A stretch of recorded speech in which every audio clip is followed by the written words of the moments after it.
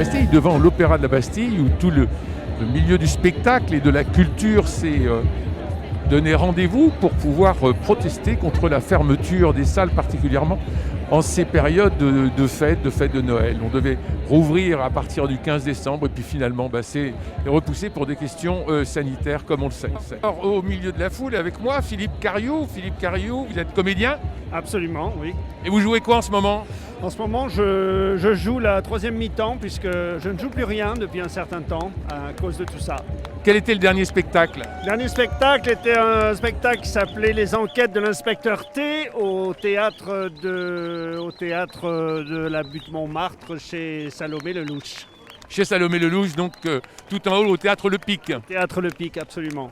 Et alors là, le prochain spectacle, si ça repart, c'est quand? Eh bien, si ça repart, c'est le même, mais il ne repartira pas puisqu'on devait reprendre en janvier, je pense que c'est compromis. Et une tournée en mars, mais je ne sais pas. On ne sait pas, on ne sait rien et on ne sait pas si c'est confirmé encore. Donc on est dans le flou. Ah, on est dans le flou total. Merci Philippe Cariou. Merci. Attention. Oui. Alors je m'approche de William Mesguich qui est là au milieu de tous ces talents, tous ces comédiens, ces techniciens, ces directeurs. William, quelle était la dernière pièce que vous avez jouée? Vienne 1913, un texte d'Alain Didier Veil que nous avons joué au Théâtre de Plaisir. Et en fait, c'était une sorte de captation un peu exceptionnelle. C'était le 4e report. Ça n'est donc plus possible. Et puis évidemment, j'avais un certain nombre de spectacles. Je pense qu'il y a eu une trentaine d'annulations, une quarantaine de reports. Et je crois que c'est le lot de nombreux artistes. Et on est tous évidemment dévastés par cette situation et par le manque de considération des gens de pouvoir à notre égard. William Mesguich était une sorte de recordman. Il était à Avignon où il participait à 9 spectacles dans une même journée. Et c'est à la fois toujours avec talent, avec fougue. Il y avait notamment le souper que vous jouiez avec votre père. Oui, on a effectivement joué, on en était à peu près à Avignon à la 150e représentation. On avait cette année une quarantaine de représentations en tournée. Pour l'instant, 20 sont annulées, reportées. Et c'est toujours un bonheur, effectivement, que de jouer avec mon père et le souper, oui, c'est vrai. Et puis, il y avait la pièce de Sophie Forte. Oui, Chagrin pour soi, qu'on a joué 3 ans d'affilée avec Sophie, qui est une actrice merveilleuse. Et on avait un peu moins de dates cette année, mais effectivement, on a pu terminer plus ou moins l'exploitation de Chagrin. Mais effectivement, c'était le 4e spectacle que je jouais dans la journée à Avignon l'été dernier. Donc on se retrouve à Avignon l'an prochain? On se retrouve à Avignon avec toujours, sans doute, si tout va bien, une dizaine de spectacles. Une dizaine de spectacles dans la journée pour vous à Avignon? Voilà, à Avignon, exactement. 4 en tant que comédien, 6 en tant que metteur en scène. On vous suivra. Voilà, merci William.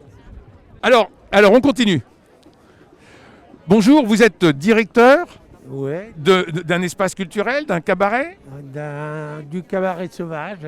Le cabaret sauvage. Voilà, c'est une salle de spectacle qui est dans le parc de la Villette. Voilà, on est fermé depuis un moment. On aimerait bien ouvrir un jour, quoi. Il y a combien de places dans votre cabaret sauvage? 1300 places. 1300 places qui sont désertes actuellement. Désertes depuis 8 mois.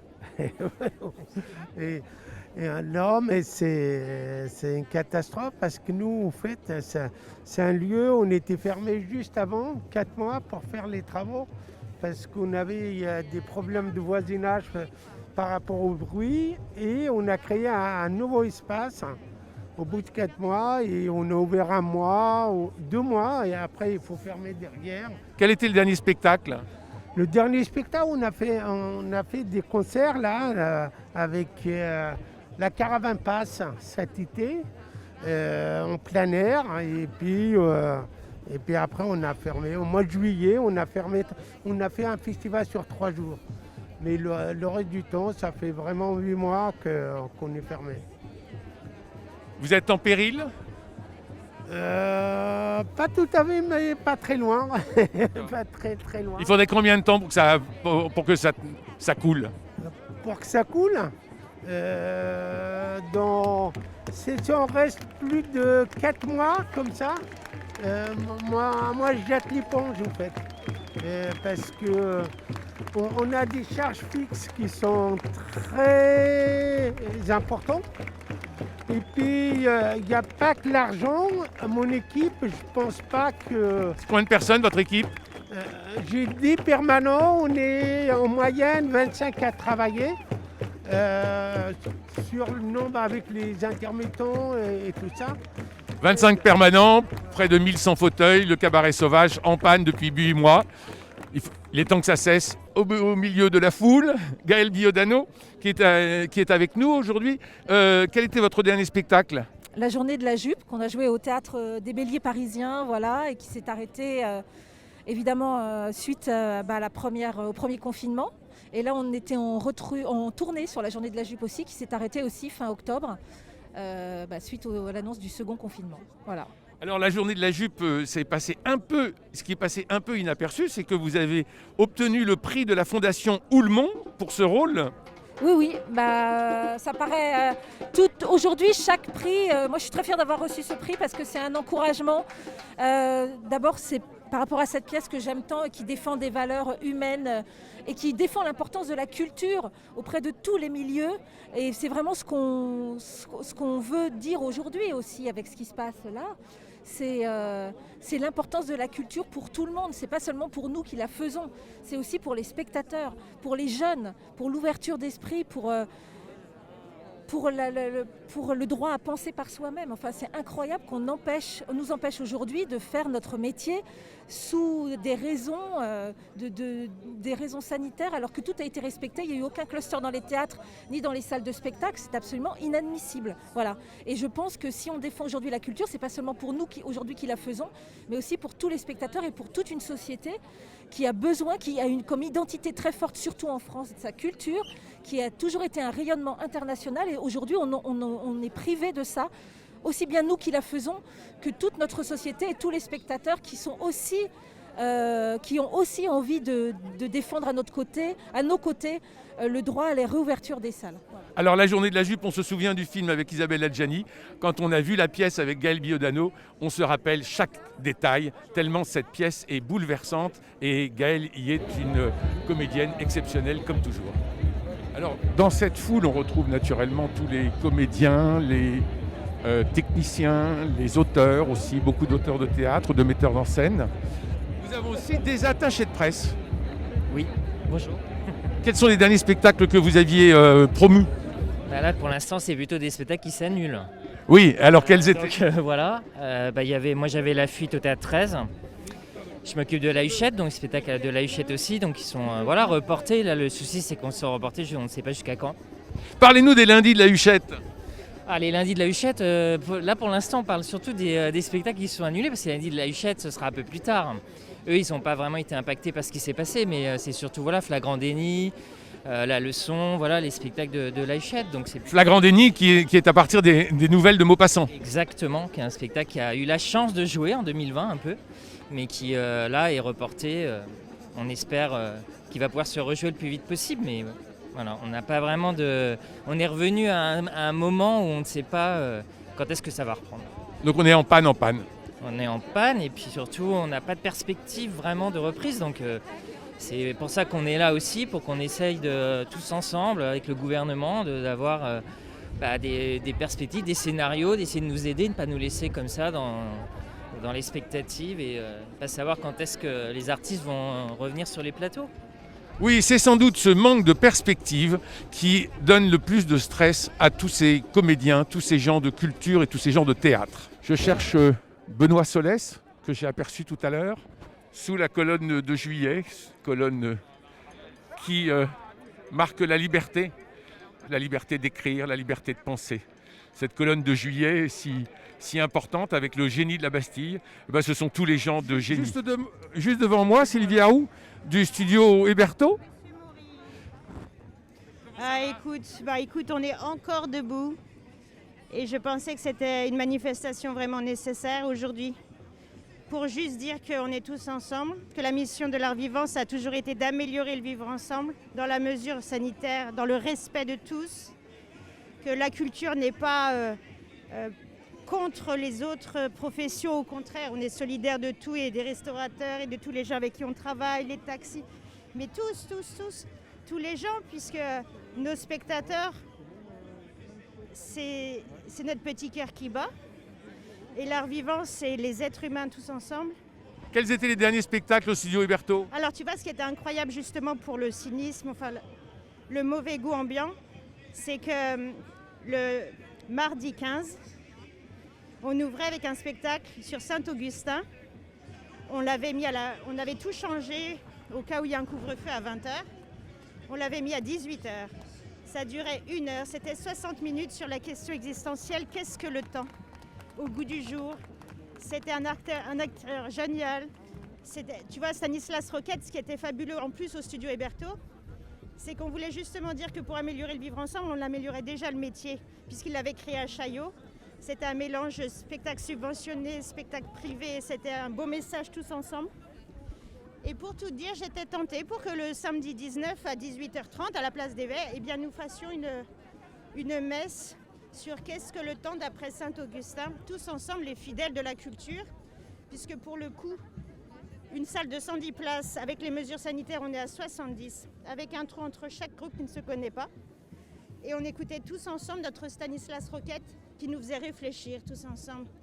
Donc on est près d'un culte et j'étais complètement d'accord pour accueillir mon public en disant « chers fidèles de la culture » sans aucune moquerie pour la religion parce que j'ai un profond respect de l'être humain. Et voilà. Merci Sylvia Roux. J'espère que le studio Héberto va rouvrir fort vite pour qu'on puisse venir applaudir Saint-Augustin. Et toi aussi. À très vite. Vous manifestez en tant que quoi? En tant qu'étudiante marionnettiste. Étudiante marionnettiste. Et en quelle année? Ça fait combien de temps que vous étudiez? C'est une seule année. C'est une formation en 6 mois. Donc ensuite, vous présentez vos spectacles? Moi, je suis intermittente du spectacle en fait. D'accord. Et alors, vous construisez les marionnettes? Vous écrivez pour les marionnettes ou vous faites jouer les marionnettes? Moi, je construis et j'interprète. Enfin, je les manipule, quoi. Et vous êtes là pour soutenir naturellement, pour soutenir toute la profession? En tant que travailleuse du spectacle vivant, oui. Et vous pensez que ça va redémarrer quand? Ça, franchement, je sais pas. Le plus tôt possible, j'aimerais, mais je suis pas très optimiste. Qu'est-ce qui fatigue? C'est le manque de perspective ou c'est c'est stop and go ou le fait qu'on n'ait pas de date vraiment de rendez-vous avec le public? C'est-à-dire qu'à chaque fois on nous annonce une date, on nous dit potentiellement ça va rouvrir, mais là moi même le 7 janvier j'y crois pas. Et vous venez manifester parce que c'est votre profession ou pour soutenir la profession? Ah non, pour soutenir la profession et pour soutenir les spectateurs. Le théâtre de Bobigny est très connu. La MC 93. Oui.